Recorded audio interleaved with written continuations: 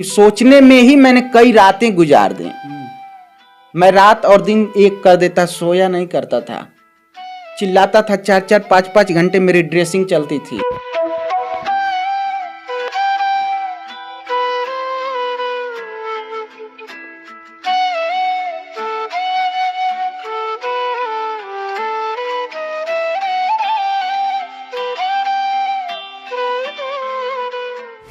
Card जब बने ना तो लोग हंसते थे, मेरे मम्मी पापा नहीं जानते थे, लेकिन मैं जानता था कि मैं सफल हो जाऊंगा। जब सफल हो गया तब मम्मी पापा चल ना सके तो क्या हो गया, हम रेंगते जाएंगे। अगर हम चल नहीं सकते तो हम रेंग तो सकते हैं, हम रेंगते जाएंगे पर अपनी मंजिल पाएंगे, जीवन को सफल से हार चुके हैं उनके लिए एक प्रेरणा का स्रोत है अभिषेक पांडे। वो नाम है अभिषेक पांडे, जो बहुत जिनके हाथ पैर होते हैं वो लोग कर नहीं पाते हैं, और ये यहाँ चारपाई पे, एक ही चारपाई पर सोते सोते वो बहुत सारे रिकॉर्ड कायम कर लिए हैं।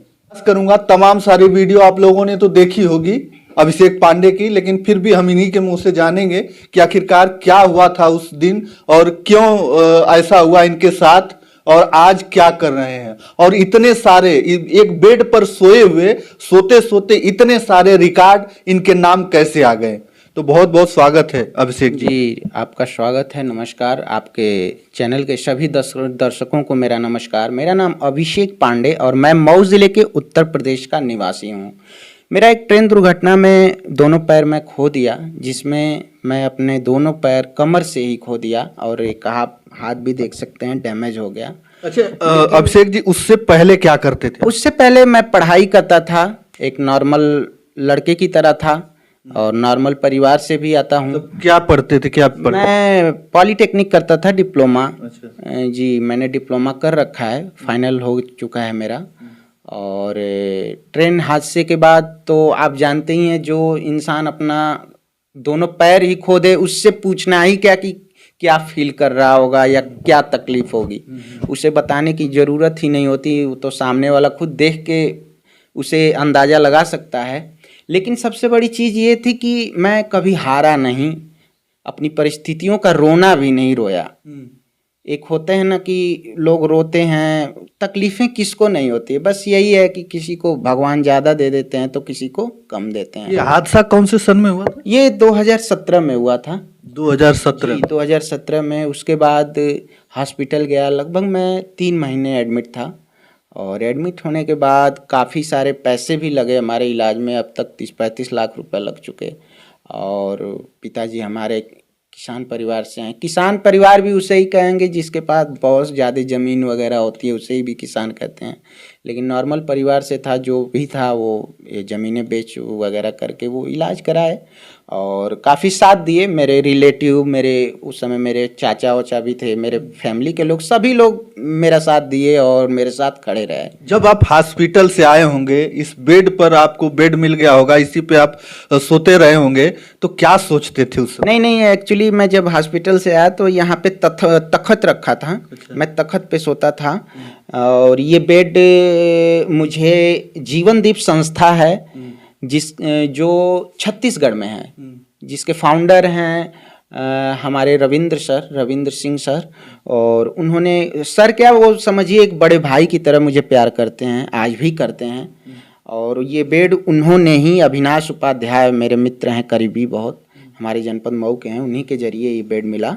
और वो बेड छत्तीसगढ़ से भेजे यहाँ तक, छत्तीसगढ़ से, ताकि उस समय क्या होता था कि मैं जब कुछ खाता था, परमानेंट लेटा रहता था तो मतलब उल्टियाँ हो जाती थी, पचता नहीं था। तो उन्होंने जब ये देखा वीडियो कॉल पे तो उन्होंने बेड भेजा, अपने आप वो बेड भेजा, जिससे कि सेमी फ्लावर बेड है जो आप हॉस्पिटलों में देखते होंगे। इसे उठाने पे आप आराम से खा पी सकते हैं या कोई भी चीज़ दिक्कत नहीं होती थी। तो उन्होंने भेजा, मैं उनका शुक्रिया करता हूँ। और लेकिन फिर भी उसके बाद से बड़ा आप सोचते होंगे कि अब क्या करेंगे, क्योंकि आप एक युवा हैं और एकदम भरी जवानी में ही आपका दोनों पैर कट जाता है, तो जरूर आपके मन में कुछ आया होगा, सोचे होंगे। हाँ, मन में तो एक नहीं हजारों बातें आती थी, अब क्या बताऊं, बहुत सारी बातें आती थी। लेकिन कहते हैं ना, भगवान सबसे कठिन रोल उसी को देता है जो उसे निभा सकता है। तो मेरे ऑप्शन दो ही था। मैं तो सभी चैनलों पे यही बोलता हूँ कि मेरे सामने दो ही ऑप्शन था, या तो अपने पैरों का रोना रो रो के मर जाता, अब परिवार को भी मार डालता, या तो अपनी कमजोरी को अपनी ताकत बनाता। अब मैं अपनी कमजोरी को ही अपनी ताकत बनाया, और उसी का नतीजा है कि आज आप मेरे सामने हैं, मेरे पास आए हैं।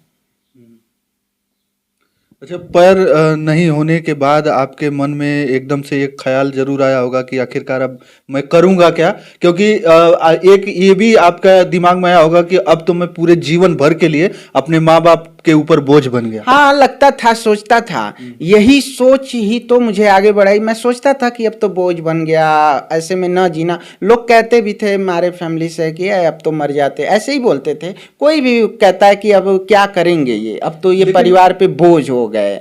होता है ना, पैर हाथ जो खो देते हैं उन्हें एक अलग दृष्टि से लोग देखने लगते हैं, लेकिन ऐसा नहीं है। हम जिनके हाथ पैर नहीं होते, आप उनसे कभी भी मिल के देखिएगा, वो रिश्तों में जितनी मर्यादा, जितना सम्मान उनसे आपको मिल जाएगा, शायद ही कोई आपको दे पाएगा। देखिए, अभिषेक पांडे के सामने मैं खड़ा हूं और बात कर रहा हूं तो ये महसूस जरूर हो गया कि आपके अगर आपको हाथ पैर नहीं भी है, आपके अंदर हौसला है तो आप कुछ भी कर गुजरेंगे, और वो उन्होंने बखूबी किया है। क्योंकि इतने सारे मेडल, ये सब मेडल वोडल का जो ये सर्टिफिकेट, इन सब का सफर कब से शुरू हुआ? जी, वही सफर ये तभी शुरू हुआ। मैं कई रात गुजार दिया ये सोचने में कि अब मैं करूं क्या, अब मैं कैसे आगे बढ़ूं, कैसे ये साबित करूं कि मेरे पैर नहीं हैं तो क्या हुआ, मैं कमजोर नहीं हूं, क्योंकि मैं टूट चुका था, ये हकीकत है। लेकिन कहते हैं ना कि टूटा हुआ व्यक्ति जब जुटता है तो वो इतनी मजबूती के साथ जुटता है तो कि फिर उसे पूरी दुनिया की कोई भी ताकत आ जाए, फिर उसे तोड़ने का प्रयास क्या, उसे तोड़ ही नहीं सकती। लेकिन कैसे आपने संपर्क किया इतना बड़ा आप? उसके बाद से ही एक कोरोना काल आया जिससे पूरा देश जूझ रहा था, पूरा देश ही नहीं पूरा विश्व जूझ रहा था। और उसी में आपने एक मैं देखा था पेपर वगैरह में बहुत चर्चित हुआ था कि 8 मीटर लंबा आपने मास्क बना दिया था। जी जी, बिल्कुल बिल्कुल। ये आप जो कह तो रहा हूं कि सोचने में ही मैंने कई रातें गुजार दी। मैं रात और दिन एक कर देता, सोया नहीं करता था, चिल्लाता था। 4-4 5-5 घंटे मेरी ड्रेसिंग चलती थी, चिल्लाता था। आस पड़ोस के, मेरे गांव के आस पड़ोस के लोग नहीं सो पाते थे जब दर्द से चिक्कर आता था, चिल्लाता था। तो उसके बाद यही सोच में मैं कई रातें गुजारा। और कहते हैं ना कि अगर आप अपने बारे में सोच रहे हो तो समय व्यर्थ नहीं जाता, अपने बारे में सोचने के लिए समय निकालो।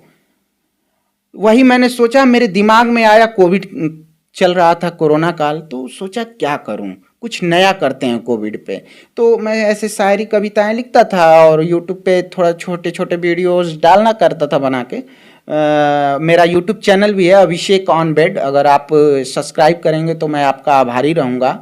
और अभिषेक ऑन बेड यूट्यूब पे लिखेंगे तो आप मेरा चैनल आ जाएगा। जरूर, इनका चैनल है Abhishek on bed ji, Abhishek on bed इनका चैनल है। इनके चैनल को जरूर सब्सक्राइब करें, क्योंकि ऐसे हौसलों को मिसाल आप अगर उस पर देखेंगे तो आपको हमेशा देखने को मिलेगा। और जैसा कि बता रहे हैं कि उस समय दर्द से तड़प रहे थे, अगल बगल के लोग परेशान हो जाया कर रहे थे, लेकिन उन्होंने उस दर्द में ऐसी बात सोची कि आज कई लोगों के दर्दों को मिटाने का काम कर रहे हैं। वही मैं सोचा कि इस कोविड से अच्छा क्या हो सकता है नया करने के लिए। तो वही मैं रात में सोया था और सोचा, तो एक मैं दिमाग में आया कि जागरूकता और सतर्कता के लिए, हालांकि सरकार कई सारी मुहिमें चला रहे थे, कई सामाजिक संगठन लोगों को जागरूक करने के लिए कई सारी मुहिमें, कई सारी सोच, कई नई विचारों को लोग आदान प्रदान किया करते थे। तो मैंने भी सतर्कता और जागरूकता फैलाने के लिए 8 मीटर फेस मास्क, कपड़े का फेस मास्क 8 मीटर लंबा बनाया। और उसका बकायदा कुछ मेरे मित्र थे जो सहयोग किए, क्योंकि मैं बैठ नहीं पाता था, मैंने स्ट्रेचर पे लेट कर ही बनाया। और जब मैं बना रहा था तो मेरे गांव के बहुत सारे लोग बहुत ऐसे थे कि जो मेरा मजाक उड़ाते थे, हंसते थे मेरे पे, ये क्या कर रहा है, ये रूम में रहते रहते पागल तो नहीं हो गया, ऐसे लोग कहते थे। मेरे पिताजी हैं, वो खुद कहते थे क्या करेगा पूरा गाँव, मतलब होता है ना, मुझे हंसाने के लिए बोलते थे, पूरे गाँव के लपेट दोगे क्या इस फेस मास्क में, ऐसे बोलते थे हम। क्या कुछ हम बोलते नहीं थे किसी को भी, कहते हैं ना कि अपने काम को आप करते रहो, लोग हंसेंगे, लोग कहेंगे, लोग विरोध करेंगे, लेकिन आप अगर सच्चे हो, अच्छे हो और आपको पूरा विश्वास है कि आप उसमें सफलता प्राप्त कर सकते हो, तो किसी की बातों को, चाहे वो घर का हो बाहर का हो, आप नजरअंदाज कर दो, ना उसे जवाब दो अच्छा, ना उसे बुरा कहो। वो जो बोल रहा है उसे सुनते रहो, अपना काम करते रहो बस। सही बात है। इन्होंने कहा कि अपना काम करते रहना चाहिए। और जिस समय इतनी बड़ी महामारी देश में चल रही थी, उस समय अभिषेक पांडे एक बेड पर सोते सोते इन्होंने 8 मीटर लंबा फेस मास्क बना रहे थे। और कुछ लोग जो अगल बगल के लोग हैं जो बोल रहे थे, और बहुत लोग मतलब भारत के लोग तो घरों में बैठे थे, लेकिन ये जो है इनके पास पैर नहीं था, दर्द से करा रहे थे, लेकिन फिर भी इन्होंने एक हिम्मत जताया और वो पूरी दुनिया को दिखा दिया कि अभिषेक पांडे सोते हुए भी बहुत कुछ कर सकता है। जी, और मेरे सफलता का कारण एक ये भी है कि मेरी फैमिली और मेरे रिलेटिव, मेरे जो दीदी जीजा है, मेरे अंकल जो भी हैं, वो तो साथ थे ही। और सोशल मीडिया का सबसे बड़ा योगदान है। मैंने सकारात्मक उपयोग किया, लोगों जिनके लिए ये सोशल मीडिया लोगों के लिए रील्स बनाने के लिए, गाने सुनने के लिए, गाने डालने के लिए होते होंगे, लेकिन मैंने इसे एक सकारात्मक उपयोग में लाया। जैसे लोगों की मदद करना, ब्लड डोनेशन से रक्तदान करवाना, ऐसी पोस्ट, सामाजिक पोस्ट करना, सामाजिक चीज़ों से जुड़ना, सामाजिक लोगों से जुड़ना। मैं जुड़ा, लोगों ने मेरा भी काफ़ी सपोर्ट किया, मेरे इलाज में सपोर्ट किए, अभी भी करते हैं लोग, और जिससे मेरा अच्छा इलाज होने लगा सोशल मीडिया। ये सब जो आपको अवार्ड मिला है, जैसे ये है, ये कौन सा है? Book of record, oh my God, oh my God, ये है इंडिया बुक ऑफ रिकॉर्ड, और ये है ब्राउ इंटरनेशनल बुक ऑफ रिकॉर्ड, और वो मेरा Guinness world book of record का है। वो किस चीज के लिए मिला? वो पेंसिल ड्राइंग अपलोडिंग किया था मैं बना के, तो उसका। और ये है मेरा ब्राउ का, और ये वर्ल्ड बुक ऑफ लंदन का है, ये लेखनी में मिला था, कविता मैंने लिखा था उसमें। और ये सभी मतलब सामाजिक संगठन मुझे सम्मानित किए मेरे सामाजिक कार्यों को देख के। और सबसे बड़ा अहम रोल मैं बताता हूँ, जो मुझसे लोग जुड़े हैं सोशल मीडिया से, उनका मैं शुक्रिया करूँगा आपके चैनल के माध्यम से, कि आज वो लोग मेरा सपोर्ट किए, मेरा साथ दिए, तो मैं आज यहाँ तक आ पाया। अच्छा, ये सारा कुछ रिकॉर्ड आपने बना लिया, आपके पास पैर नहीं, आप एक बेड पर सोते हुए ये सारी उपलब्धियां हासिल कर ली, लेकिन इस समय क्या आपको लगता है कि जब आपके पास पैर रहा होता तो ये सारा कुछ कर सकते थे? नहीं, ये मतलब अगर करते तो यही कर सकते थे कि 15-20 हज़ार की नौकरी, 30 से बहुत करते तो कोई गवर्नमेंट जॉब लग जाती, 30 हज़ार की नौकरी करके अपने फैमिली में शादी हो जाती, माँ बाप, शादी अकेला लड़का था, शादी हो जाती, 2-4 बच्चे हो जाते, जो भी होता, और उसी में रह जाता, उससे ज़्यादा नहीं आगे बढ़ पाता। ये भी एक हकीकत है। लेकिन आज मैं तो ईश्वर का, बार बार लोग कहते हैं ना, भगवान कुछ लेते हैं तो बहुत कुछ देते भी हैं, इसलिए मुझे गम नहीं होता। मैं आज तक कभी रोया नहीं जल्दी। दर्द जब होता है तो वो तो स्वाभाविक है कि इंसान के आंख में चिल्लाएगा, रोएगा, दर्द होगा तो होगा ही, लेकिन ऐसे मैं कभी भी किसी के सामने नहीं रोया। चाहे कोई भी नेता हो, हम बड़े बड़े नेताओं के यहाँ भी गए उन्होंने, लेकिन हम कभी रोते नहीं हैं जल्दी। बहुत टूट जाते, बहुत ज़्यादा दर्द में रहते, तभी मेरे आंख में कोई आंसू देखा होगा, लेकिन मैं कभी जल्दी रोता नहीं। अच्छा, मुख्यमंत्री जी भी आपसे मुलाकात कर ली? जी, माननीय मुख्यमंत्री जी भी मुझे प्रोत्साहित किए, मुझसे मुलाकात किए और आश्वासन दिए कि गवर्नमेंट जॉब का उन्होंने आश्वासन भी दे रखा है। और हमारे जनपद के माननीय ऊर्जा मंत्री ए के शर्मा सर भी मिले थे 2-2, 3-3 बार, उन्होंने भी आश्वासन दिया है। हमारे जनपद के जनप्रतिनिधि सांसद अतुल राय जी हमारे हर दुख सुख में साथ खड़े रहते हैं, हमारी मदद करते हैं, आज भी करते हैं। तो मैं इन सभी लोगों का, हमारे जिला अध्यक्ष जी मनोज राय जी हैं, उन्होंने भी मेरा काफ़ी सपोर्ट किया है, हमारे तकलीफ़ों में हमारी मदद किए हैं। ऐसा नहीं है, जनप्रतिनिधियों का मेरा सहयोग मिलता रहा है। मतलब सभी का सपोर्ट है, लेकिन सबसे बड़ी बात है कि इन्होंने अपनी कमजोरी को अपना एक बहुत बड़ा हथियार बनाया और उस हथियार से न जाने कितने अवार्ड जो है इन्होंने जीता है। वो सब सारी ट्रॉफियां और ये सब सारे जो सर्टिफिकेट्स हैं वो सारे कुछ इस बात का सबूत हैं कि इन्होंने कितना मेहनत किया होगा इसके लिए। और एक बेड पर सोते हुए आप सोच सकते हैं, सोच कर ही अपने जो शरीर का जो रोम रोम है वो कांप उठता है कि आखिरकार ये कैसे किया होगा इन्होंने। लेकिन फिलहाल तो इन्होंने वो कर दिखाया है और कर रहे भी हैं। अभी भी कविताएं भी लिखते हैं आप, कुछ कविताओं उन्हीं कुछ लेखनियों में से कुछ सुनाएं। जी, हमारी कविता एक है जो बहुत ही अच्छी सबको लगती है, काफ़ी सोशल मीडिया में भी लोग पढ़ते हैं इसे, और जो पेपर वगैरह में भी छपती हैं हमारी कविताएं। तो वो कविताएं की 4 लाइन मैं सुनाता हूं आपको। हम चल न सके तो क्या, मैं सभी दिव्यांग भाइयों से निवेदन करता हूं कि आप इन लाइनों को सुने और उस पर गौर करें, इन शब्दों को गौर करें और आप हिम्मत से आगे बढ़ें। हम चल ना सकें तो क्या हुआ, मतलब मेरा पैर नहीं है तो मैं चल नहीं सकता तो क्या हुआ। हम चल ना सके तो क्या हो गया, हम रेंगते जाएंगे। अगर हम चल नहीं सकते तो हम रेंग तो सकते हैं, हम रेंगते जाएंगे पर अपनी मंजिल पाएंगे, जीवन को सफल बनाएंगे, जीवन को सफल बनाएंगे। जितने कठिनाई आएंगे उतने ही सफल बन जाएंगे। हम हार नहीं मानेंगे, सुनो, हम लड़ते बढ़ते जाएंगे। बहुत बढ़िया आपने सुनाया। अच्छा अभिषेक जी, और आगे क्या सपने हैं आपके करने का? क्योंकि अभी मैं यहीं पर था तो आपको फोन आ रहा था कि किसी को आप ब्लड डोनेट करवा रहे हैं, बैठे बैठे लोगों को ब्लड दिलवा देते हैं। जी, ये तो हमारे जो हमसे लोग जुड़े हैं उनका प्यार है, आशीर्वाद है, इसमें मेरा खुद का कुछ भी नहीं है। हाँ, मैं एक माध्यम हूँ, ये मानता हूँ कि माध्यम हूँ और सभी को एक दूसरे का माध्यम बनना चाहिए। क्योंकि समाज में आज ऐसी चीज़ें हो गई कि लोग अपनों से टाइम निकाल के किसी को टाइम नहीं देना चाहते, लेकिन हमें ज़रूरतमंद लोगों के लिए टाइम निकालना चाहिए। अपने परिवार के लिए तो 24 घंटे हैं, 1 घंटे ही सही हम ज़रूरतमंद के लिए निकाल सकते हैं और हमें निकालना चाहिए। समाज, मानव जीवन हमें मिला है, मतलब मानव शब्द ही मानवता से बना है, तो मानवता के लिए हमें 1 घंटा जरूर निकालना चाहिए। सभी से अपील करूंगा और ज़रूरतमंदों की मदद करने का भरपूर प्रयास करना चाहिए। और सोशल मीडिया एक ऐसी चीज़, आपको कहीं जाने की ज़रूरत नहीं है, आप सोशल मीडिया के माध्यम से आप लोगों की मदद कर सकते हैं। क्योंकि इस समाज में आज भी अच्छे लोग हैं जो समाज के लिए जीते हैं, जो समाज में ज़रूरतमंदों के लिए जीते हैं, जो समाज के लिए कुछ करना चाहते हैं। आप करके देखिए, आप प्रयास करिए, आपको किसी की जरूरत नहीं पड़ेगी, लोग खुद आपसे जुड़ेंगे। आप अच्छा करने का प्रयास तो करिए, देखिए सभी आपसे जुड़ेंगे। देख लीजिए, ये दिव्यांग हैं लेकिन इतना सारा कुछ कर देते हैं और बैठे बैठे, लेकिन इन्होंने अपने कमजोरी को और सोशल मीडिया को वो हथियार बनाया है जो बहुत बड़ा इस समय चल रहा है, और बैठे बैठे लोगों को काम करवा देते हैं।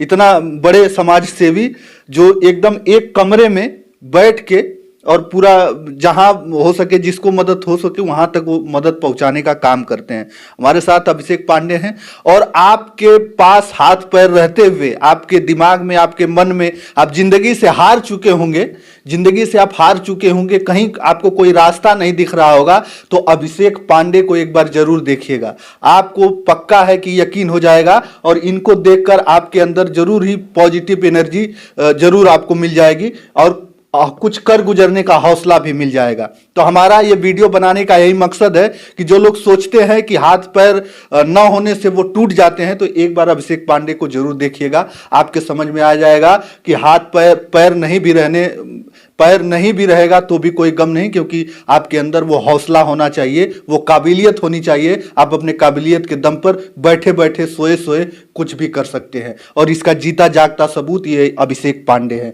हमारी बात हो रही थी अभिषेक पांडे जी से, कुछ और कहेंगे जी? एक कविता और सुना दीजिए। तुम्हारे पास है पैसा, सुबह और शाम आएंगे। तुम्हारे पास है पैसा, सुबह और शाम आएंगे। वो रिश्ता दोस्ती का हर तरह देखो निभाएंगे। पहले 200 ग्राम की वो पहले 200 ग्राम की वो बोतल खुद हिलाएंगे। पहले 200 ग्राम की बोतल वो खुद हिलाएंगे, खुद हिलाएंगे। वो बोतल बाद में तुमसे सदा देखो मंगाएंगे, वो बोतल बाद में सदा तुमसे देखो मंगाएंगे। यही है हमारी कविता। अभी पूरी नहीं हुई है, पूरा सुना दूंगा तो फिर बेमजा हो जाएगा। और इसे अभी लिखना है, अभी लिख रहा हूँ। अभी आप आए थे तो मैं लिख ही रहा था, तो इसी का प्रयास कर रहा हूँ। इसमें त्रुटियां हैं कुछ, इसे क्योंकि शब्दों को अभी जोड़ तोड़ मरोड़ करना पड़ता है। अच्छा अभिषेक पांडे जी, एक बात रह गया, आप इस स्थिति में इतने बड़े बड़े रिकॉर्ड बना दिए, कभी किसी का जिसे आपके पिताजी से या किसी को फोन वगैरह आता है कि शादी वादी का, ऐसा कुछ ही सर?